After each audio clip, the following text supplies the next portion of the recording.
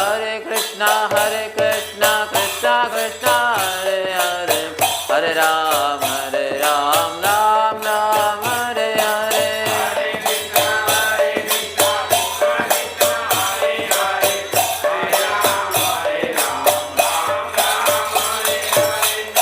యుగధర్ పరిణామ సంకీర్తనకి భగవద్గీత యథాతథము అధ్యాయము 1 శ్లోకం 46 చివరి శ్లోకం. సంజయో వాచ ఏవముక్త్వార్జున సంఖ్యే రతోపస్థ ఉపాసవే విసృజ్య సరసం చాపం శోక సంవిఘ్నమానసః. అనువాదము మరియు భాష్యము శ్రీల ప్రభుపాద వారచే శ్రీల ప్రభుపాదికి జయ. సంజయుడు పలికెను. రణరంగంలో అర్జునుడు ఈ విధంగా పలికి తన ధనుర్బాణాలను పక్కకు పడవేసి దుఃఖముచే మనస్సు ఉద్విగ్నము కాగా రథంలో కూర్చుండిపోయెను. ఏం చేశాడు అర్జునుడు? నిరాయుధుడను ప్రతీకారం చేయని వాడను ఆయన నన్ను ఆయుధాలు చేపట్టిన ధృతరాష్ట్ర తనయులు యుద్ధరంగంలో వధిస్తే అది నాకు మంచిదే అవుతుంది అని ఎన్నో కారణాలు చెప్తున్నాను.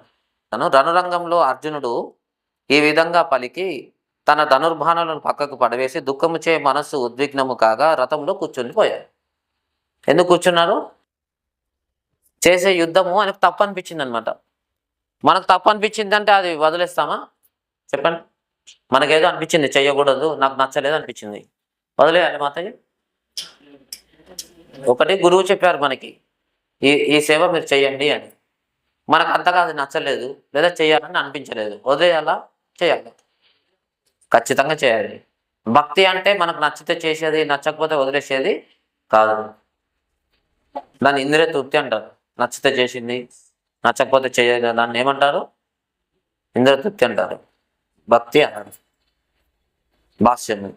శత్రువుల పరిస్థితిని గమనిస్తున్నప్పుడు అర్జునుడు రథంలో నిలబడి ఉన్నాడు. కానీ అతడు ఎంతగా దుఃఖమగ్నుడయ్యాడంటే తన విల్లంబులను ప్రక్కకు పడవేసి తిరిగి కూర్చుండి పోయాడు. భగవద్భక్తిలో ఉన్నట్టు అటువంటి దయాపూర్ణుడు కోమల హృదయుడు అయిన వ్యక్తియే ఆత్మజ్ఞానాన్ని స్వీకరించడానికి యోగ్యుడు. కోమలమైనటువంటి హృదయం ఉండాలని, సాఫ్ట్. శత్రువుల యొక్క పరిస్థితిని గమనిస్తున్నప్పుడు అర్జునుడు రథంలో నిలబడి ఉన్నాడు. ఫస్ట్ చెప్పాడు కదా, కొంచెం ముందుకెళ్ళండి కృష్ణ, ఎవరెవరు వచ్చారో చూస్తాను అన్నాడు అనమాట. చూసిన తర్వాత ఏమయ్యాడు? వీక్ అయిపోయాడు, మంచిగా రెడీ అయిపోయాడు. అంతకన్నా ముందు ఎన్నో అస్త్రశస్త్రాలను వనవాసంలో ఉన్నప్పుడు సంపాదించాడు, బాగా ఎక్సర్సైజ్ చేశారు, ఫిట్నెస్ సాధించారు, దానికి తగ్గట్టుగా అస్త్రాలు అన్నీ ఉన్నాయి, యుద్ధం చేద్దాం అనుకున్నాడు. ఫీల్డ్లో దిగిన తర్వాత ఏమంటున్నాడు? ఇప్పుడు నేను యుద్ధం చేయను. ఎందుకు? భయపడా? ఈయనకు చేయరాకన్నా? ఎందుకు? అంతేనమ్మా. ఎందుకు చేయంటున్నాడు? సొంత వాళ్ళు. తర్వాత ఇంకోటి ఏంది, ఆయన లక్షణాలు ఇక్కడ 2 చెప్పారు అంతకుముందు శ్లోకంలో. ఏంటది? దయార్ద్ర హృదయుడు మరియు కోమల హృదయం. భక్తుడు అంటే అది లక్షణం, దయ. మనం ఇప్పుడు దయతోనే కదా ఈ ప్రోగ్రాం చేస్తుంది. ఏం దయ? అందరికీ కృష్ణుని ఇవ్వాలనే కోరిక. లేకపోతే ఇది ఇంత పెద్ద హాలు మనము రెంట్కి తీసుకొని ఎందుకు చేస్తాం బాబు? సత్యం, ప్రతి ఒక్కరికి కృష్ణుని ఇవ్వాలి. కృష్ణుని ఇవ్వకపోతే వీళ్ళకి ఇంకొక ఆధారం ఉందా మనకి? ఎవరున్నారు చెప్పండి కృష్ణుడు తప్పు?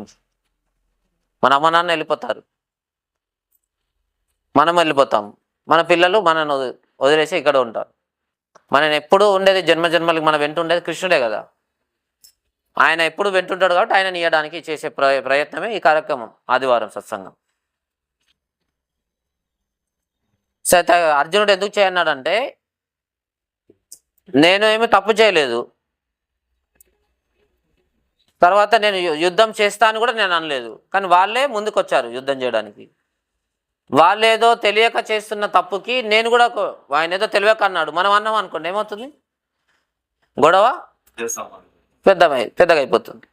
అందుకే నేను లొల్లి చెయ్యను అన్నాడు అనమాట. గొడవ నేను చెయ్యను అన్నాడు.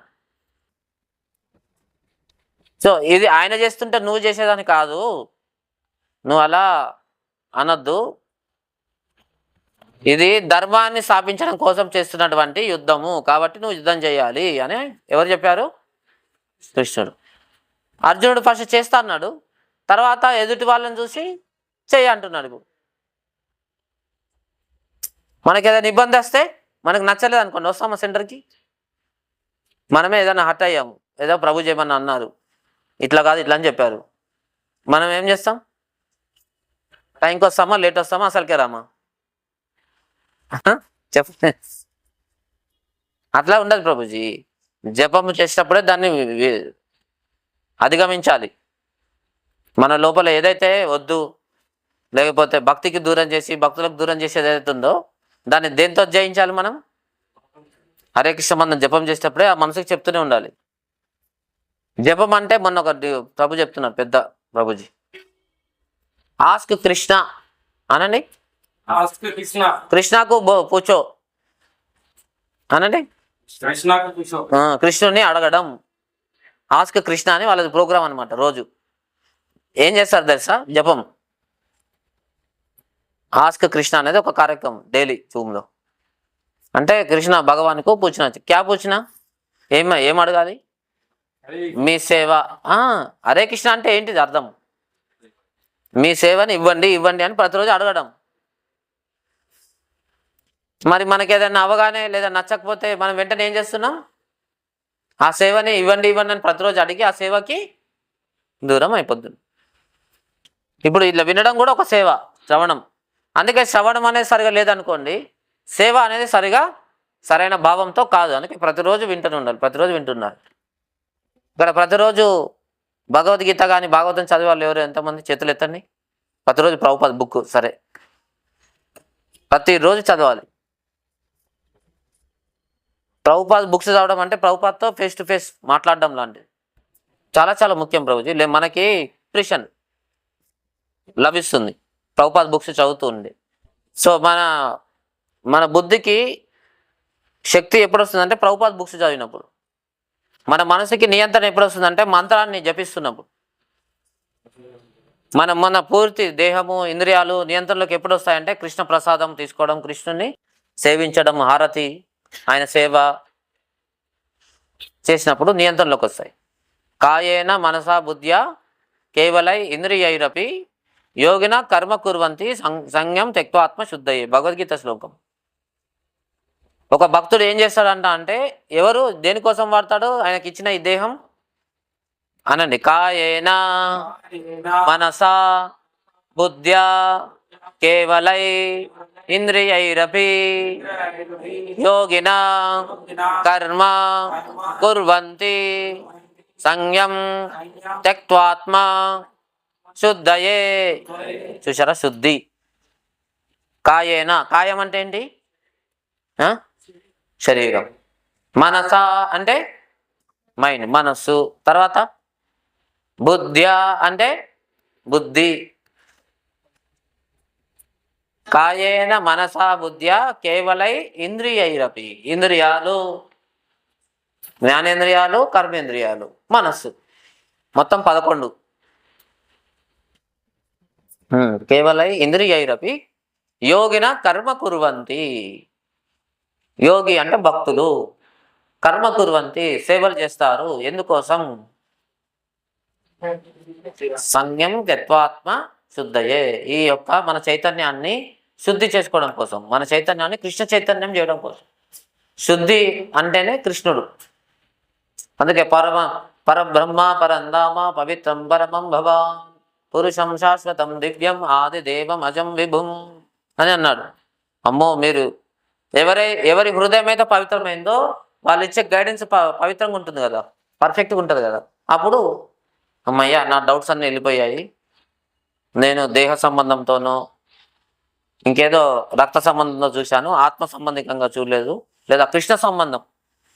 ఇంకా పర్ఫెక్ట్ చెప్పాలంటే కృష్ణ సంబంధం చాలా గొప్పది. ఇప్పుడు మనదంతా కృష్ణ సంబంధం కదా, రక్త సంబంధమా? రక్త సంబంధాలు ఎన్ని సంవత్సరాలు ఉంటాయి? దేహంతో వెళ్ళిపోతాయి. కృష్ణ సంబంధం అలా కాదు. ఇప్పుడు మనం చర్చిస్తున్నామా, మనం వెళ్ళిపోయిన తర్వాత ఈ దేహాన్ని వదిలిన తర్వాత మళ్ళీ కలుపుతాడు కృష్ణుడు.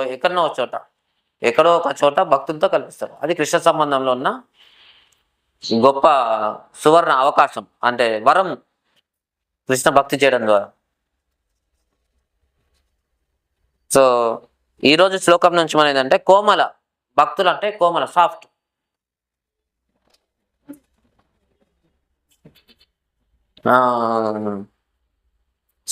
సత్యం ఒకటి ఉంటుంది. మనం మాట్లాడాలి ఎలా ఎలా మాట్లాడాలంటే సత్యం ప్రియ హితం చేయొచ్చు అని శ్లోకం ఉంటుంది ఒకటి భగవద్గీతలో. సత్యము, ప్రియము, హితము, నిజం అబద్ధం కాకుండా ఉండేది అంటే నిజమైన మాటలు, ప్రియంగా ఉండాలి, వింటుంటే ఆయనకు బాగా అనిపించాలి ఆ ప్రభుజీకి, హితం అతనికి మేలు చేసేదై ఉండాలి. ఇట్లాంటి మాటలు మాట్లాడాలి. ఇది వాచకు సంబంధించిన తపస్సు. సో మొత్తం ఉన్నదంతా వాచాతోనే. దేంతో? ప్రభుజీ రెగ్యులర్గా చెప్తుంటారు నాకు. అందుకే మనము వాచిక తపస్సు. ఈ నోటితో భగవంతుని కీర్తించాలి, భగవత్ ప్రసాదం మాత్రమే తీసుకోవాలి. ఇంకా ఏదైనా చేసామంటే భక్తి ఏమవుతుంది? భక్తిదేవి వెళ్ళిపోతుంది. సో ఇక్కడ వరకు ఏం జరిగిందంటే ఈ అధ్యాయం పేరు కురుక్షేత్ర రణరంగంలో సైనిక పరిశీలనం.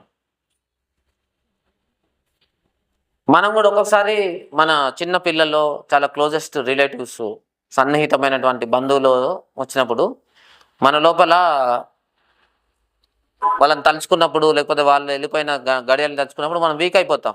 వాళ్ళు లేనప్పుడు ఏం కాదు. చూడండి, ఇప్పుడు చిన్న అబ్బాయి కూడా స్కూల్కి వెళ్ళి వాళ్ళ అమ్మనో నాన్న కనిపిస్తే, కనిపించకపోతే ఏమన్నాడు, కనిపించేసరికి ఏం చేస్తాడు? చిన్న బాబు ఉన్నాడు, స్కూల్కి కొత్తగా వెళ్తున్నాడు, వాళ్ళ నాన్నగారు కనిపించగల ఏం చేస్తాడు? ఇంటికి వెళ్తా అని ఏడుస్తాడు. కనిపించకపోతే ఏమన్నాడు? దీన్ని హోమ్సిక్ అంటారు. యూత్ కూడా ఇస్తారు అందుకే హోమ్సిక్ హాలిడేస్ అని. ఇంటి పట్ల బాండేజ్ ఉంటుంది కదా, అది మర్చిపోవాలని మధ్యలో హాస్టల్లో ఉండే పిల్లలకి హోమ్సిక్ హాలిడేస్ అని ఇస్తాం. అదే హోమ్సిక్ అర్జునుడు కూడా వచ్చిందని మనం అనుకుంటున్నాం. కాదు, అది కృష్ణుడు అలా రప్పించాడు. అర్జునుడు అజ్ఞానంలో ఉంటాడు బాబు, అజ్ఞానంతో చేయని అన్నాడా? కాదు, కృష్ణుడు ఆయనని చెప్తే వినాయన కాబట్టి ఆయన సేవకి వినియోగించుకున్నాడు ఆయన.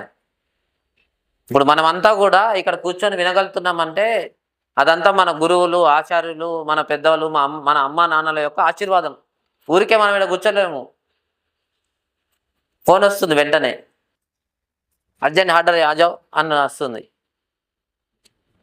దేనికైనా పెట్టింది ఉండాలి. ఇది చేయగలుగుతున్నామంటే అదృష్టంగా భావిస్తే అప్పుడు వినయభావంతో చేస్తాం సేవ. వినయభావంతో, లేకపోతే కష్టాలు వస్తుంటే మనం సహిస్తాము. ఎవరి కోసం సహించాలి ఇక్కడ చెప్పండి? బయట మన ఉద్యోగంలోనో వ్యాపారంలోనో అనుకోండి, డబ్బులు వస్తాయి కాబట్టి సహిస్తాం ఆయన్ని. అవునా కదా బాబుజీ? శ్రీనివాస్ బాబు పక్కకు కొలిగి ఉంటాడు, సతాయిస్తుంటాడు, సరిగా సపోర్ట్ చేయడు రిపోర్ట్స్, ఆయన కూడా కలిసి ఉంటాం. దేనికి? ఇంటి బాధ్యతలు నెరవేర్చాలని డబ్బు కావాలి, ఇంకా సహించక తప్పదు. మరి ఇక్కడ సహిస్తామా? ఓ ప్రభుజీ ऐसा बोला मैं नहीं आता అంటామా అన్నాం ప్రభుజీ? మనకు వెంటనే వస్తుంది చూడండి. ఎందుకోసం? ఏమైనా చుట్టామా, లేకపోతే తొడబుట్టిన అయినా, లేకపోతే నాకు కొడుక, మా ఇంట్లో ఆయన ఎందుకు ఆయన అట్లా మాట్లాడుతూ నేను ఎందుకు స్నానం చేయాలి? ఎందుకు చేయాలంటే కృష్ణుని కోసం చేయాలి. జపం సరిగా అవుతుంది. తృణాదపి సునీచైన తరోరపి సహిష్ణున అమానిన మానదేన కీర్తనీయ సదాహరి అంటే అది చెప్పాం కదా ప్రభుజీ. ప్రభుజీ ఏమవసరం చెప్పండి? ఆటోకి వెళ్ళయ్యా అని చెప్తే అయిపోతుంది కదా నాకు, లేకపోతే ఈయన దించిరాపో అని ఇంకొకరు చెప్పచ్చు కదా. స్వయంగానే అంత పెద్ద ప్రభుజీ సైకిల్ మీద ఎక్కించుకొని మరి తెచ్చారంటే అది వాత్సల్యము, సహనం. అవునా కదా ప్రభుజీ? మనమైతే దాన్ని చిన్నగానే తీసుకొని ఆయన దించడమంటాం. ఏదో ప్రభు స్వయంగా వస్తారా? వస్తున్నారంటే ఆయన దేనికి ప్రయత్నించాడు? ఏమన్నా అది అదేదో అనుబంధమా? కాదు, అది కృష్ణ సంబంధం. ఇందాక ప్రభు చెప్తున్నారు కదా, యువకులు చాలా ఇంపార్టెంట్. ఇంకో కృష్ణ తేజ, ఇంకో ఆ పిల్లలు ఇద్దరు, ఇంకెవరెవరైతే పిల్లలు ఉన్నారో పెద్దవాళ్ళు కూడా ఇంపార్టెంటే, కానీ యువకులకి కృష్ణ భక్తిని ఇవ్వడం చాలా ఇంపార్టెంట్. ఎందుకంటే వాళ్ళు చెడు మార్గం తొక్కే వయస్సు అది. వాళ్ళకి ఇస్తే ఇంకో 10 సంవత్సరాలు మనం ఏం చేయగలుగుతాం? మనకు టైం ఉందా? ఫస్ట్ ఆఫ్ ఆల్ పెళ్ళైపోయిన వాళ్ళకి, మన గృహస్థులకి టైం ఉంటుంది? అంతా స్పేస్ ఉందా? ఏదైనా చెప్తే గుర్తు లేదు. వాళ్ళకి ప్లేస్ ఉంది, వాళ్ళకి స్పేస్ ఉంది, టైం ఉంటుంది, ఎనర్జీ ఉంటుంది, ఎనర్జెటిక్గా ఉంటారు. మన ఇస్కాన్ భీమ్ కానీ ఇట్లా 3 పువ్వులు 6 కాయల్లాగా వెలిగిపోతాడు యువకులు వస్తే. సో ప్రభు కూడా అదే ఆలోచించారనమాట. ముందు ముందు ఈ ప్రభుపాద ఉద్యమం అనేది చాలా ముఖ్యము. ఇలాంటి నేను భక్తుని కాదు, అట్లా ప్రతి ఒక్కరికి విలువనిచ్చి ఎంతో కష్టాన్ని తీసుకునేవాళ్ళు. అది చూసి మనకేమనిపిస్తుంది, అమ్మో ప్రభుజీ నాకు సైకిల్ మీద ఎక్కించుకొని అంకర్ దాకా తీసుకొచ్చారు. ఇంకొక ఆప్షన్ లేదు, ఎందుకంటే ప్రభుకి అది ఈ పెద్ద బండి రావన్నమాట. టీవీఎస్ స్కూటీ అయితే వస్తా విలువ ఉన్నది ఒకటే ఆప్షన్. ఇంత అలసిపోయాను, నేను దించి రావాలని అనుకోలేదు. ఆయన చూపించిన కృప అంటే అదే ఆధ్యాత్మిక కృప వాత్సల్యమే ఇంకా నడిపిస్తుంది. అవి గుర్తుకొస్తాయి. అదంతా మర్చిపోం కదా మనం. మర్చిపోయామంటే ఆ రోజే మనం డెడ్ స్పిరిచువల్లీ. మనం ఆధ్యాత్మికంగా చనిపోయినట్టు. మన గురువు ఆశయాలను గుర్తుంచుకోకుండా, ఆయన చెప్పింది వినకుండా మనం నడుస్తలేమంటే, మనం జపం చేస్తుండొచ్చు, తిలకం ఉంటుండొచ్చు, తులసి మాల ధరిస్తుండొచ్చు, కానీ మనము గురు పరంపరలో లేనట్టే. గురు పరంపర అంటే నిజంగా గురువు యొక్క, మొన్ననే ప్రవచనం చెప్తున్నారు ప్రభుపాద, గురువు యొక్క హృదయాన్ని తెలుసుకున్న వ్యక్తే నిజమైన శిష్యుడు అంట. ఈ జగత్తులో ఎన్నో కష్టాలు ఉంటాయి బాబు. మనకు కూడా కామారెడ్డిలో వెళ్తామంటే ఎండలు అన్నారు, అదన్నారు, లేకపోతే ఇంకేదేదో చెప్పారు. అక్కడికి వెళ్ళిపోయి మనం చచ్చిపోయినా పర్వాలేదు, ఏదన్నా అయ్యి ఎండ దెబ్బ తగిలి చచ్చిపోతాం ఏమన్నా? ఖచ్చితంగా వెళ్ళాల్సిందే పెట్టాం. 62 మంది వస్తున్నారు కామారెడ్డి బంచాడ నుంచి. అదే పనిగా చెప్తూనే ఉన్నాం, ఇంకా వస్తామంటున్నారు.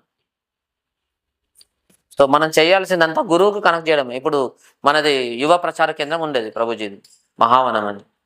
ఇక్కడికి ఏ స్టూడెంట్ వచ్చినా, ఎవరు వచ్చినా కొత్తగా ప్రభు శనివారం వచ్చేవారు అనమాట మా అందరి కోసం, యువకులు.